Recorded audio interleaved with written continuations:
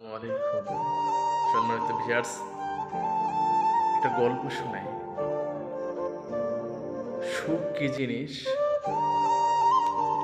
আমি ঢাকা পল্টন নয়াপল্টন নয়াপল্টনে রিকশায় উঠলাম। ওখান থেকে জিরো পয়েন্টে গেছি।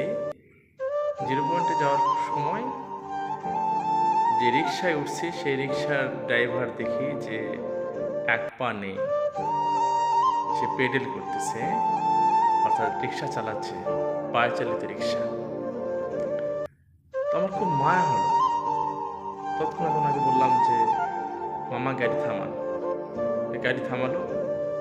থামানোর পরে ওনাকে আমি ভাড়া দিলাম। দেওয়ার পরে উনি ওনার চোখে চোখে পানি, বলছে ভাড়া দিলেন, আমাকে যাইবেন না, রাগ করছেন? আমি বললাম, না, আপনার পা পা যে কাটা, আমার খুব কষ্ট হচ্ছে, তাই আপনি যেতে চাচ্ছি না, হেঁটে যাব।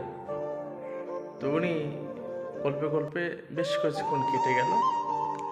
এরপরে ওনাকে বললাম যে, আপনি কেমন আছেন, কেমন চলছে আপনার জীবন?